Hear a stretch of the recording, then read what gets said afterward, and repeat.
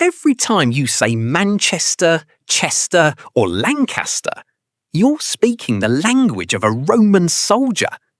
The word Chester comes from the Latin castra, meaning army camp.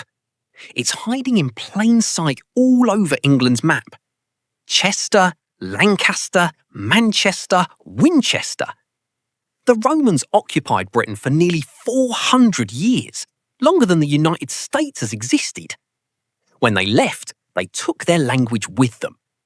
But 6 little words got stuck in the map, and people have been saying them every single day for 15 centuries without knowing it. That is what today's story is about. Here is something cool that most people don't know about the English language. English has 2 sides to it, like a double-sided coin. On one side, English is a Germanic language. That means it belongs to the same language family as German and Dutch. The everyday words you use all the time, water, father, mother, hand, house, eat, sleep, yes, no, those all come from the Germanic side. They are the bones of the language. But on the other side, when you count up all the words in the English dictionary, about 5 out of every 7 words came from Latin. That's a huge number. Words like education, justice, science, family, all of these came from Latin. So English is Germanic on the inside, but it borrowed a huge pile of Latin words to put on top. How did that happen? The answer is not one big event. It's 4 different events, spread out over more than 1,000 years. Each one added a new layer of Latin words to English. Language experts call these the 4 periods of Latin in English. Period 1, Roman soldiers arrive in Britain. They stay from 43 AD to 410 AD. That's almost 400 years. Period 2, Christian missionaries come to Britain, starting around 596 AD. They bring Latin with them because Latin is the language of the church. Period 3, in 1066 AD, the Normans conquer England. The Normans speak French, and French is essentially Latin. So when the Normans brought French to England in 1066, they were really bringing a second wave of Latin, just Latin wearing a medieval French costume. Period 4, starting around 1480, during a time called the Renaissance, scholars and scientists go back to Latin and Greek on purpose to create new words. Words like nucleus, radius, and formula come from this time. 4 waves of Latin. Each one different, each one important. But today, we are going to look at the very first one, the Roman soldiers. Rome invades Britain. The year is 43 AD. The Roman emperor is named Claudius. He orders his army to cross the English Channel and conquer Britain. The Romans do it. They build towns, they build temples, they build roads, straight, flat, beautifully made roads that cross the whole island. They build a huge stone wall called Hadrian's Wall to protect their northern border. They build the city of Londinium, which later becomes London. They stay for almost 400 years. 400 years is a really long time. The United States has only existed for about 250 years. Rome was in Britain for longer than that. So you'd expect them to leave behind lots of words, right? Well, here's the surprising part. After nearly 400 years in Britain, the Romans left behind only 6 Latin words in the English language. 6. That's it. And most of those 6 words aren't even words you use every day. They mostly survive as parts of place names, the names of towns, roads and cities on a map of England. 6 words from 400 years of history. That seems like almost nothing, but each word has a great story. Let's look at them one by one. Word 1. Castra, the army camp. Castra was the Latin word for a Roman army camp or fort. When Roman soldiers set up camp in Britain, they called each camp a castra. Over time, those camp names became town names, and the word castra got worn down into English sounds, becoming Castor, Chester, or Cester at the end of place names. Once you know this, the map of England starts to look like a Roman army map. Chester is just the camp. That's the whole name. Lancaster is the camp on the River Lune. Gloucester is the camp at a place called Glevum. English people say it Gloucester. The C is silent. Exeter is the camp on the River Isker. Manchester is the camp at a hill that kind of looked like a breast. True story. Not the most glamorous origin, but honest. There's also Winchester, Cirencester, Leicester, Colchester, Dorchester, and more. Word 2. Colonia, the soldiers' retirement town.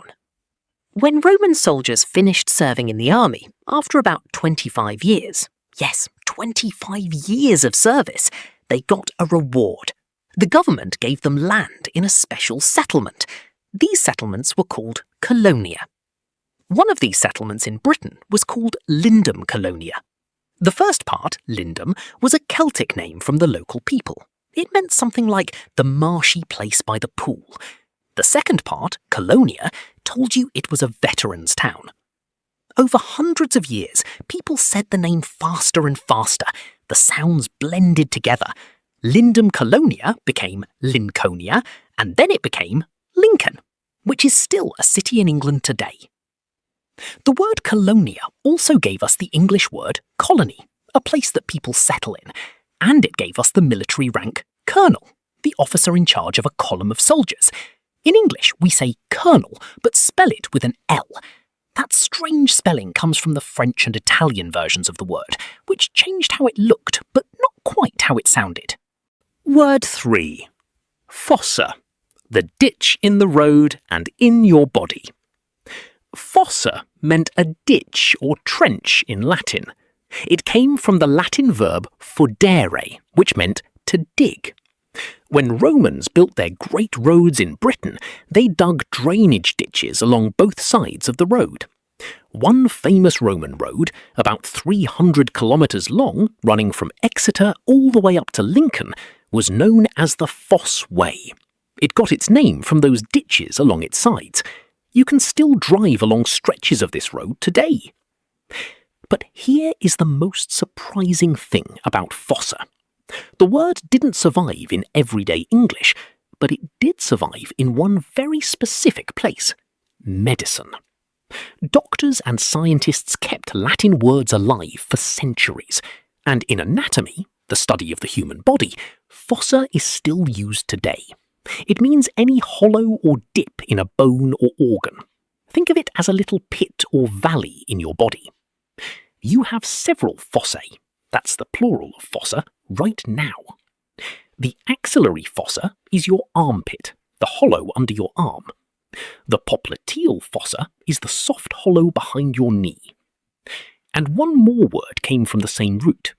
When scientists in the 1500s started digging up strange bones and shells from rock, they needed a word for them.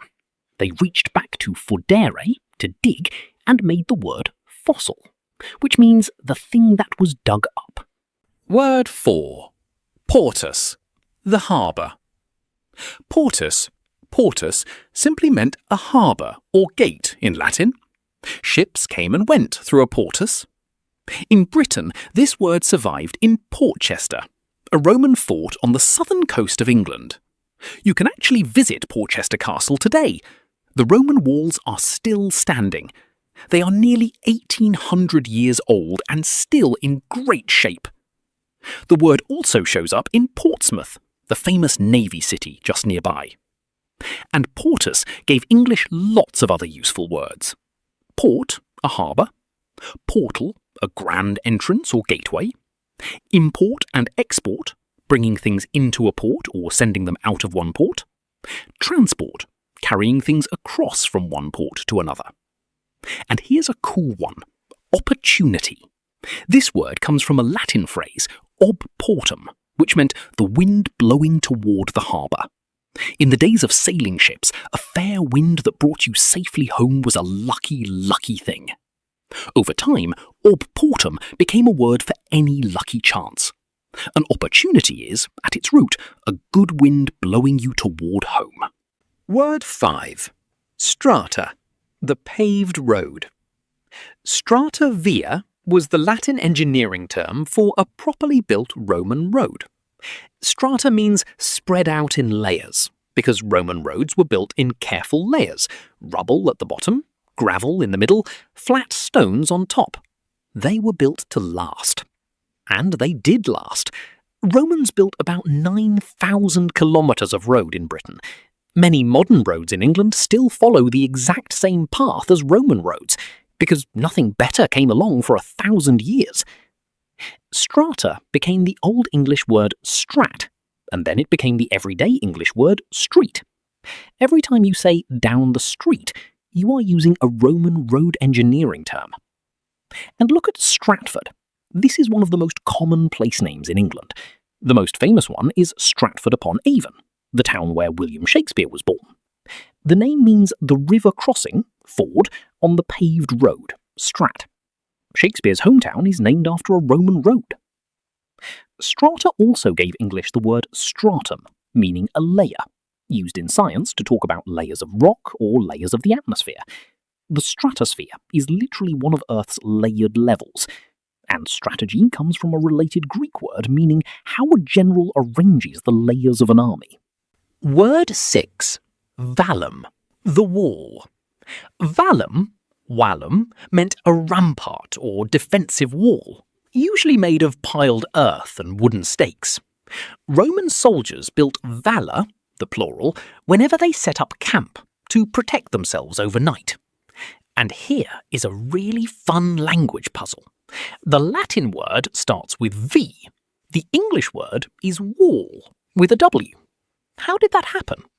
Here's the secret. In ancient Rome, the letter V was actually pronounced like a W. When a Roman soldier said vallum, it came out sounding like wallum. So when Germanic-speaking Britons heard the word, they just wrote it with a W, which was their letter for that sound. The spelling changed, but the sound barely did.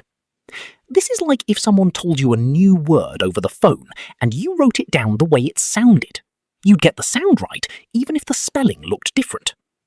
The same thing happened with other Latin words. Latin vinum, wine, became Old English ween, which is how we get wine. Latin versus, turned toward, became English word, as in forward, toward, backward. And vallum became wall, the word behind Hadrian's Wall. So, why only 6 words? OK, so we've met all 6. They're interesting. They've got great stories. But the big question is still there. Why only 6? 400 years, thousands of Latin-speaking Romans, and English kept only 6 words from the whole experience?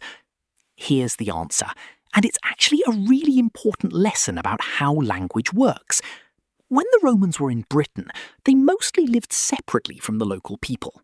Roman soldiers lived inside their castra, their camps and forts. They ate together, trained together, spoke Latin together. The local British Celtic people lived in their own villages and spoke their own language.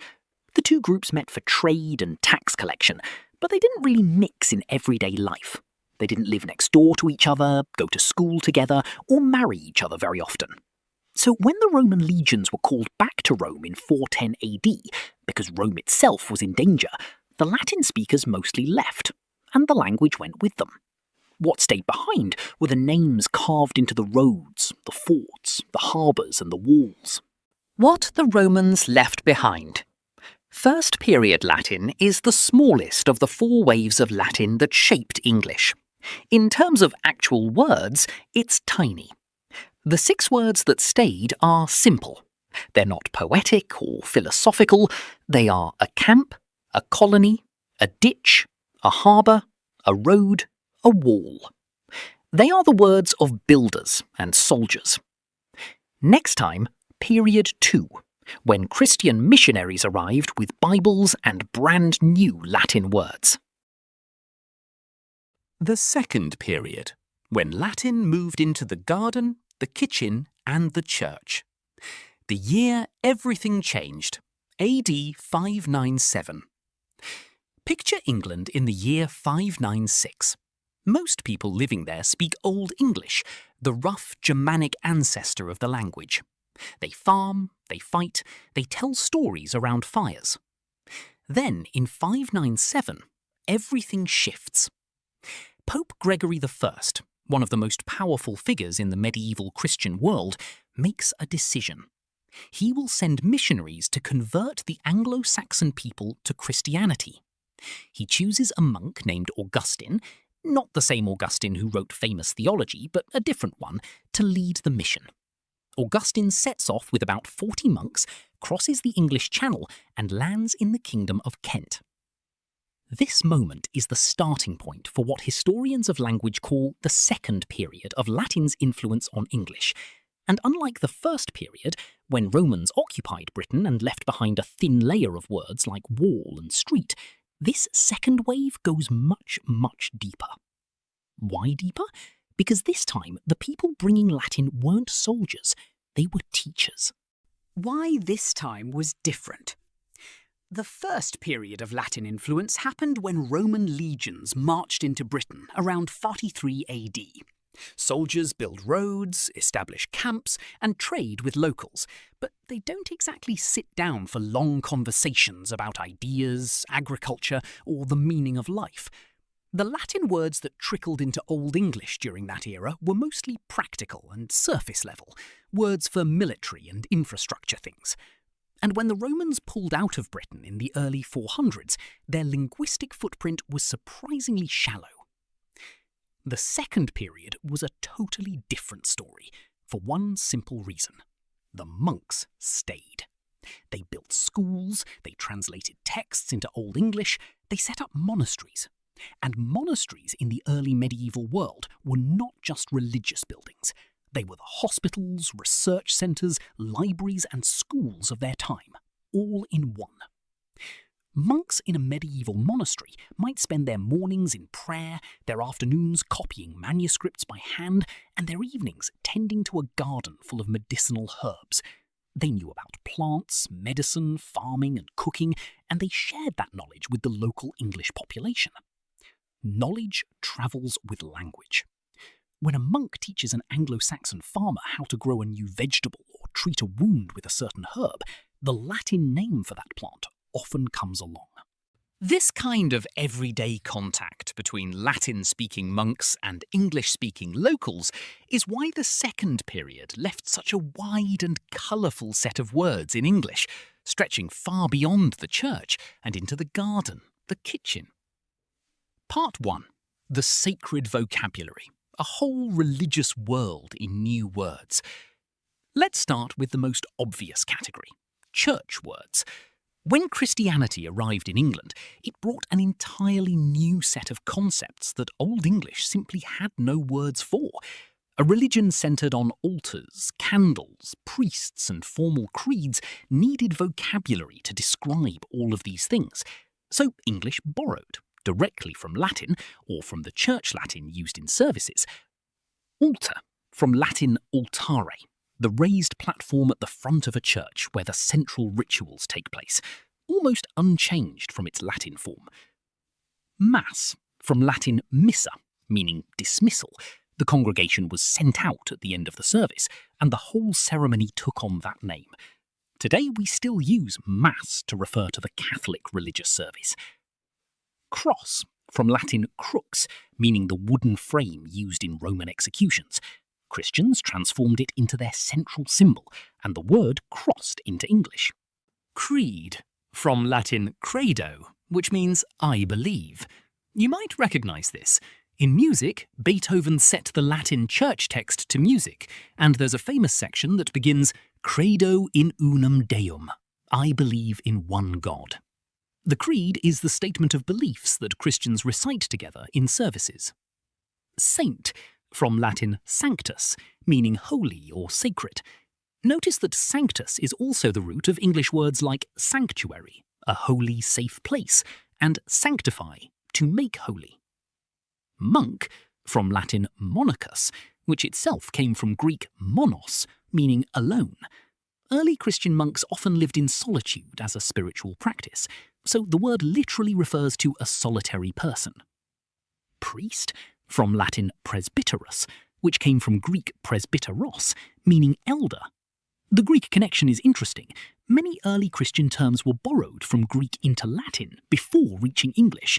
This also tells you something about where Christianity itself spread from, the Eastern Mediterranean world, where Greek was the common language. None of these concepts existed in Old English before Christianity arrived. The entire theological and ritual vocabulary of a new religion had to be imported, almost wholesale. This is one of the clearest examples in history of how religious conversion changes a language, not just the beliefs of a people, but the very words they use every day. Part 2. The candle. A single word that lights up a whole family. Now, here is where things get genuinely fascinating, because some of these borrowed words have relatives hiding all over modern English that you would never guess are connected. Take candle, for example. It comes from Latin candela, which itself comes from the Latin verb candere, meaning to burn or to glow with a bright white light. That root, cand, is the starting point for many modern English words. Here are some words that came from it. Candle, via Old English from Latin candela, a stick of wax with a wick that burns. Straightforward. Candid, meaning honest, open. How did burning, glowing, come to mean honest? Because in Latin, something that was candidus, bright white gleaming, was seen as having nothing to hide. Pure white means nothing concealed. Romans used brightness as a metaphor for transparency and honesty, and that metaphor survived all the way into modern English. You can say a friend gave you candid feedback. Candidate, meaning a person running for office or applying for a position. Here's the story, and it's a great one. In ancient Rome, when politicians wanted to run for election, they would walk through the public marketplace wearing specially whitened togas, garments bleached to a brilliant, almost luminous white. The word for this white toga was toga candida, the glowing white robe. The politician wearing it was a candidatus, someone dressed in white. The idea was that the white robe symbolized purity and uprightness. Look at me, I have nothing to hide. I am a clean and honest man. Incandescent, glowing with intense heat, white hot. This is the most literal descendant of the original Latin root. Something incandescent is burning so brightly it produces white light. Chandelier, the elaborate hanging light fixture you see in fancy ballrooms and old buildings. This one came into English via French. Chandelier in French means candle holder, but it leads back to the same Latin candela. Part 3. The monastery garden, the surprising botanical legacy. Now here is the part that surprises most people. You might expect Christianity to leave behind church words, but nobody expects monks to also be responsible for English words like peach, lettuce, butter, and inch. Medieval monasteries were the cutting edge of agricultural knowledge. Monks cultivated herb gardens for medicine, grew fruit trees, raised animals, and when they introduced a new plant to English farmers, the Latin name for that plant often came with it. Here are some second-period plant words, all originally Latin. Lily, from Latin lilium. The flower appears in Christian symbolism, associated with purity and the Virgin Mary, which is probably why monks were particularly interested in growing them. Today, lily is so thoroughly English that you would never guess its foreign origin. Pine, from Latin pinus, the pine tree. Laurel, from Latin laurus. The laurel wreath appears in Roman symbolism. Victors were crowned with it, and the plant stayed in English vocabulary. Fig, from Latin ficus. Figs appear throughout the Bible, and monks who studied scripture naturally knew the word. Peach, from Latin persicum, which literally means Persian thing or Persian fruit. Romans called the peach a malum persicum, a Persian apple, because the fruit originally came from Persia, modern-day Iran, before spreading westward. By the time it entered English, it had been shortened from persicum to peach. Lettuce, from Latin lactuca. This one has a brilliant hidden story. Lactuca comes from lac, the Latin word for milk. Why would lettuce be named after milk? Because when you snap the stem of a lettuce plant, it oozes a small amount of white milky liquid. The Romans noticed this and named the plant accordingly. The milk connection is invisible in the English word lettuce, but it's right there in the Latin ancestry. Beyond plants, monks also introduced or named several animals as they discussed the natural world and the exotic creatures mentioned in biblical texts. Part 4. The Kitchen and the Ruler. Everyday words from Rome. The monks also brought practical everyday words related to food and measurement. Cheese, from Latin caseus, one of the most fundamental foods in medieval European life, and the Latin word came along with the techniques for making it. Pepper, from Latin piper. Pepper was a wildly expensive and highly prized spice in the medieval world, imported from distant Asia.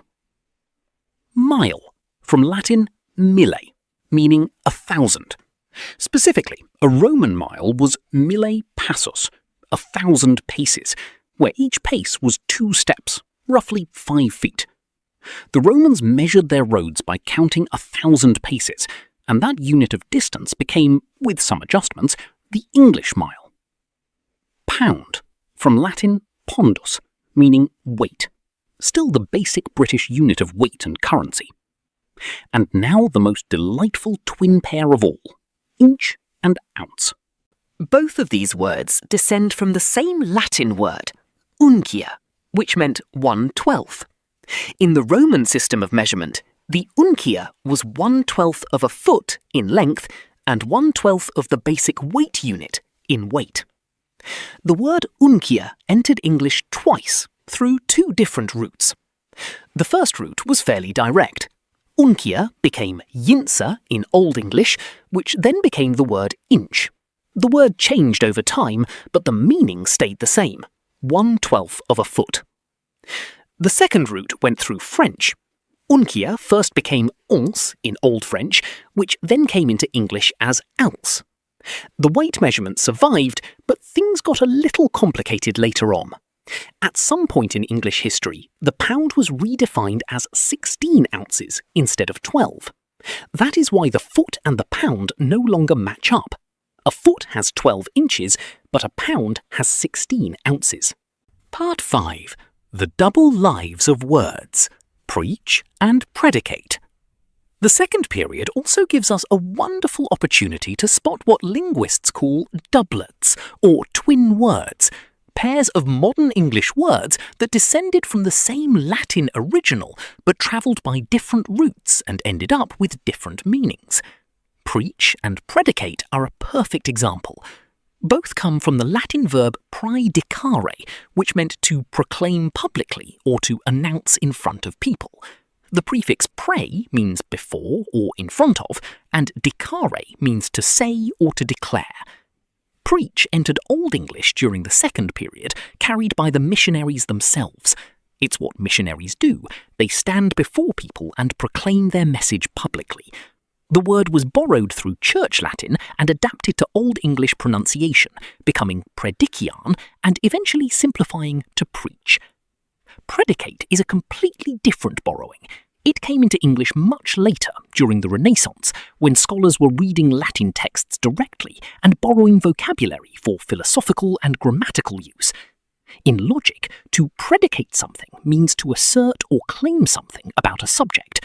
In grammar, the predicate is the part of a sentence that says something about the subject. For example, in "the dog ran away is the predicate. Same Latin verb, 2 English words. One came through missionaries in the 600s, one came through Renaissance scholars 1,000 years later. One is used in Sunday sermons, the other in grammar textbooks. You'd never know they were twins, but they are. The words borrowed during the second period entered English directly from Latin, without passing through any other language on the way. You can see how close they stayed to their originals. The word altar came from the Latin altare, and the two words are basically the same. The word candle came from the Latin candela, with just a small adjustment at the end. The word temple came from the Latin templum, where one sound was dropped, but everything else stayed the same. Compare this to what happened after the Norman conquest of 1066, which is the third period of Latin's influence on English. After 1066, Latin words didn't enter English directly. They came in filtered through French, the language of the Norman rulers.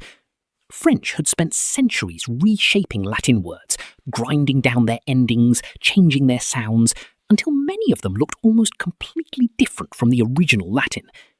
This is why words that came in during the third period often look very different from their Latin originals. The French language had already changed them quite a bit before they ever reached English. The second period words, on the other hand, went straight from Latin into English. They stayed much closer to the original. So if you compare a second period word to a third period word, the second period one will usually look more like the Latin it came from. The third period, Norman conquest. How Latin reshaped English through French. One battle that changed everything. On October the 14th, 1066, William, Duke of Normandy, defeated the English King Harold at the Battle of Hastings.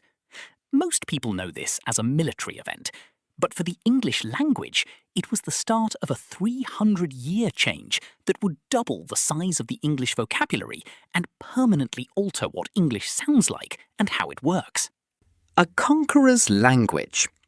William, Duke of Normandy, didn't just bring an army across the English Channel, he brought a language.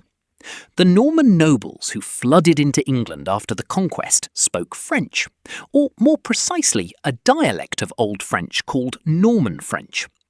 Overnight, this became the language of power. The royal court spoke French, the law courts spoke French, the church's upper ranks spoke French. The military commanders spoke French. The ordinary English people, farmers, craftsmen, servants, kept speaking their own language, a Germanic tongue that would eventually evolve into what we now call Middle English. But every time they came into contact with their Norman rulers, French words rubbed off on them. Bit by bit, decade by decade, century by century, thousands of French words seeped into the English language. This contact lasted nearly 300 years. By the time English reclaimed its place as the official language of English courts in 1362, it had swallowed so much French vocabulary. French is Latin's child. French did not appear out of nowhere. It grew from Latin, the language of the Roman Empire, which had ruled the region of Gaul, modern-day France, for hundreds of years. But the Latin that ordinary soldiers, merchants and settlers actually spoke was not the careful, polished Latin found in books. It was what historians call vulgar Latin, meaning everyday, common Latin, the language of the street. Over hundreds of years, this spoken Latin slowly changed. Pronunciation shifted, word endings were dropped, sounds blended together. By the time William's army landed in England, what had once been Latin had turned into something its Roman speakers would barely recognise: Old French. This background matters a great deal. When French words poured into English after 1066, English was not just absorbing French, it was absorbing Latin that had been reshaped by centuries of ordinary speech. And that reshaping left clear marks on the words themselves, marks that, once you learn to spot them, let you trace almost any French origin word in English right back to its Latin source. 300 years of two languages side by side. After the conquest, French became the language of power in England. The royal court spoke French, Law courts carried out their business in French and kept doing so until 1362, nearly 300 years after the conquest. The upper levels of the church spoke French. The military nobility spoke French. Meanwhile, the native English population kept speaking their own Germanic language, Old English, among themselves. They farmed the land, looked after animals, and went about daily life in the only language they had ever known. But whenever they had to deal with the ruling class, in court, in the army, in the church, they ran into a wall of French words. This went on for 3 centuries. The result was predictable. Thousands of French words, which is to say thousands of Latin-rooted French words, worked their way permanently into English. The social map hidden in the words.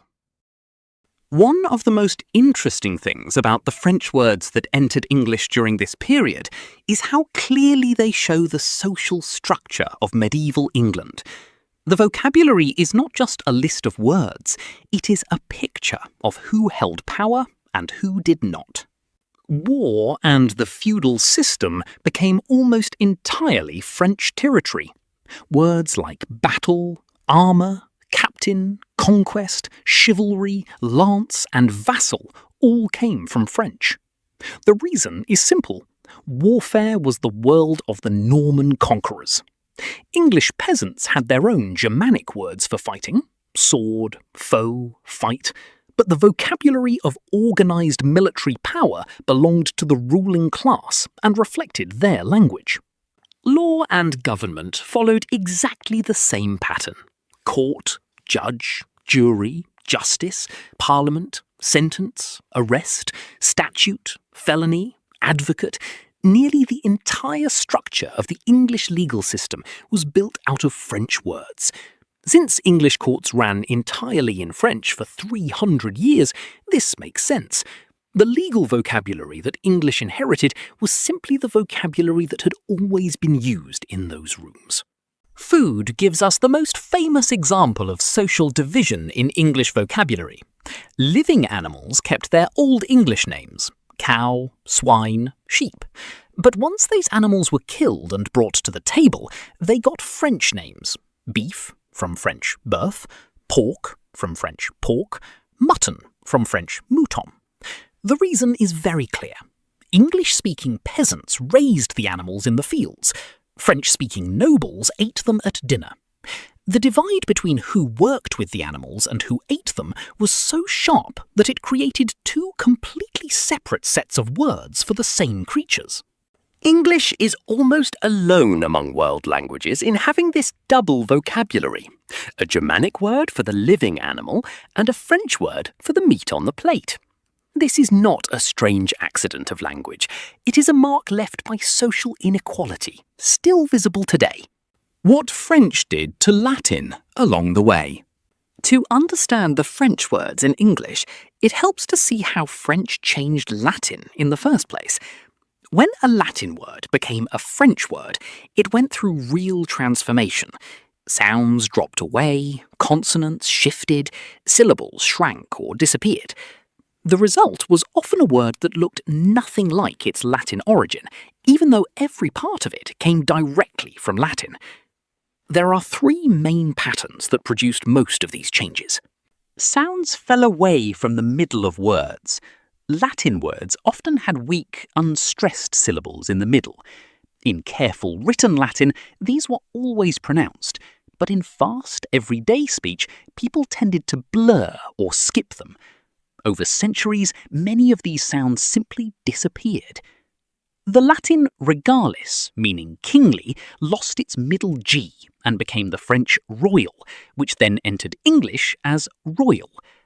The Latin crudalis lost the D sitting between its 2 vowels and became cruel. The Latin obedier lost its middle D to become first the French obeir, then the English obey. The hard C sound moved to the front of the mouth. Latin had a hard C at the start of many words, the same sound as K in king made at the back of the throat. In French, when this C came before certain vowels, it slowly shifted forward in the mouth until it became the ch sound, as in chair or cheese. This one change produced a large number of English words that look nothing like their Latin origins. The Latin cantare, meaning to sing, became the French chanter and then the English chant. The Latin caput, meaning head, became the French chef and then the English chief. It also gave English chapter, which originally meant the head or beginning of a text. The Latin carmen, a word for a song or magical spell, became the French charm and then the English charm. Lip sounds swapped with each other. The sounds made with the lips, b, p, f, and v, are produced in nearly the same place in the mouth.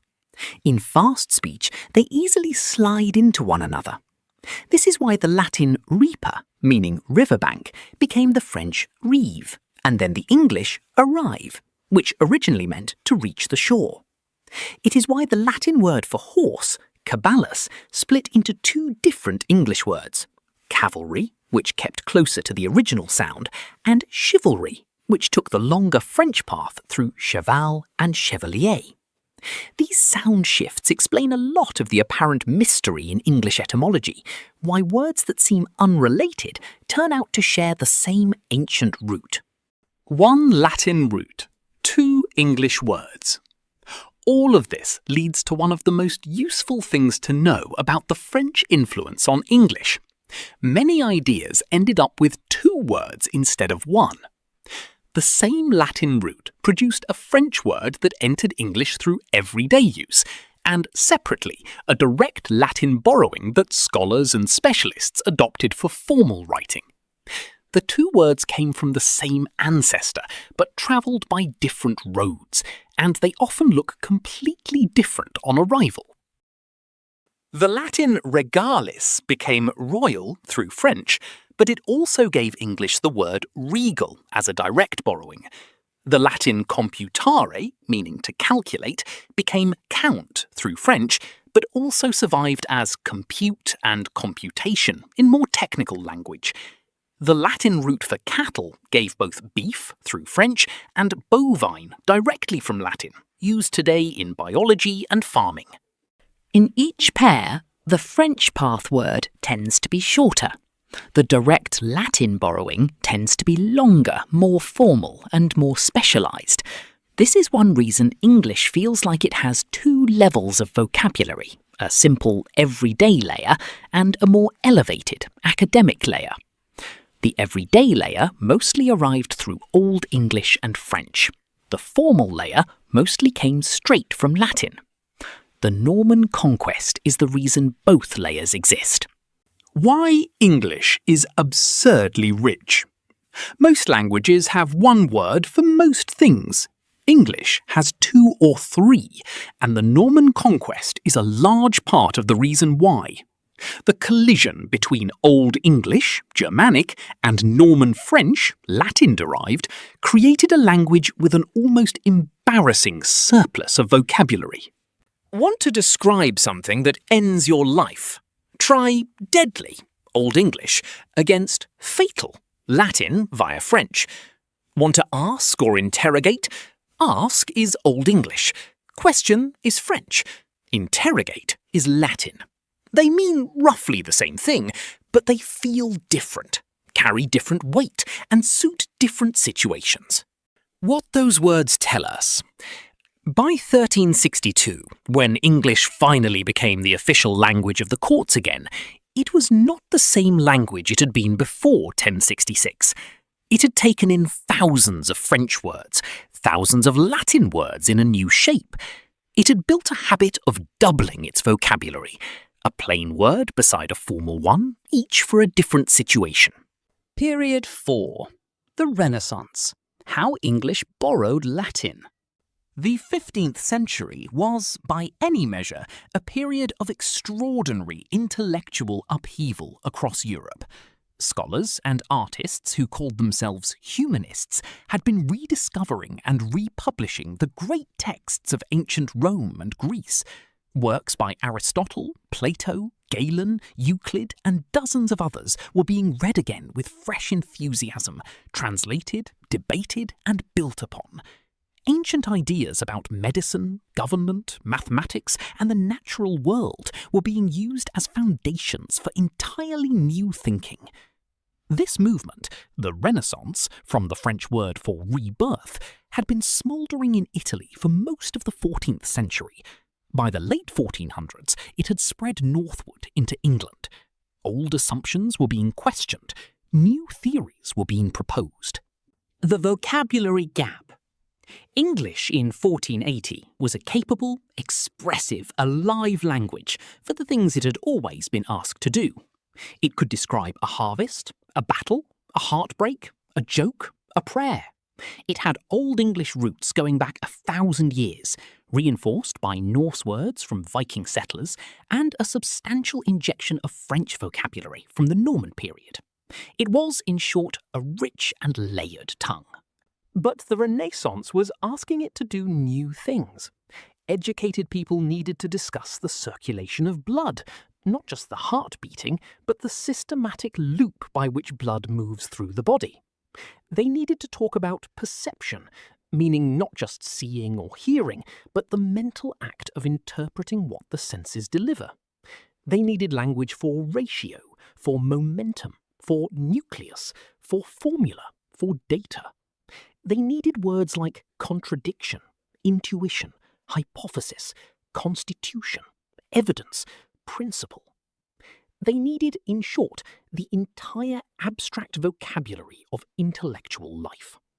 Old English had extraordinary words for concrete experience. It had sunbeam and earthworm and daydream, all Old English compounds that have survived intact. It had wrath and grief and fellowship. It had riddle and ghost and wonder. But it had not abstract technical terminology that the new intellectual era required. Latin had the words. All of them. Right there, already existing, already precise, already carrying exactly the right meanings. Why invent a clumsy English approximation when a perfectly Latin term was available at no cost? The scholar reached across the desk, picked up the word, and dropped it into English. This was how it started. William Caxton and the machine that changed everything. In 1476, a merchant and writer named William Caxton set up the first printing press in England in a shop near Westminster Abbey. It became possible to reproduce written text quickly, cheaply, and in large quantities. Before Caxton, books were handwritten. Every copy of every text had to be laboriously produced by a scribe, letter by letter, page by page. This made books expensive, rare, and slow to circulate. After the printing press, this changed with startling speed. Within a generation, books were being produced by the hundreds and then thousands. Their prices dropped. Literacy rates began rising. This explosion of printed knowledge had a direct and decisive effect on vocabulary. The scholars writing in English, translating Latin texts, summarizing Greek philosophy, explaining new medical discoveries, describing legal theories, needed English words for Latin concepts, and when they couldn't find one, they wrote the Latin word, adjusted the ending slightly for English grammar, and moved on. The mechanics of borrowing, barely bothering to change anything. What makes fourth period Latin words borrowing so distinctive is just how little the scholars actually changed the Latin words they took. The adjustments that were made were minimal, almost cosmetic. The Latin suffix us, the standard masculine nominative ending, was usually simply removed, so gradus became grade, calculus became, well, calculus. Scholars sometimes didn't bother even with this much. Circus stayed circus, radius stayed radius. The Latin adjectival suffix alis was trimmed to al, so rationalis became rational. Mortalis became mortal. Fatalis became fatal. Formalis became formal. Brutalis became brutal. The Latin artio, a noun suffix meaning the act of doing something, became ation. Circulatio became circulation. Contemplatio became contemplation. Educatio became education. Imitatio became imitation. The curious result. 3 words for one thing. One of the strangest and most beautiful consequences of English having borrowed so heavily from so many different sources is that it frequently has 3, sometimes 4, words for essentially the same concept, each carrying a slightly different register. The pattern is remarkably consistent. The short, punchy word is Old English. Holy, ask, begin, rise, weird. The middle word came through Norman French. Sacred, question, commence, ascend, strange. The long formal word is Renaissance Latin. Consecrated, interrogate, initiate, elevate, uncanny. Or consider these triplets. Kingly, Old English, royal, French, regal, Latin. Fast, Old English, firm, French, secure, Latin. Holy, Old English, sacred, French, consecrated, Latin. Fire, Old English, flame, French, conflagration, Latin. House, Old English, mansion, French, domicile, Latin. The fourth period's Latin borrowings are, in other words, not just vocabulary additions. They are the creation of a whole register, a way of speaking and writing that signals education, abstraction, formality and precision. When doctors speak to each other, they go Latinate. When lawyers draft documents, they go Latinate. When scientists write papers, they go Latinate. And when a teacher wants students to feel slightly intimidated, they also, consciously or not, go Latinate.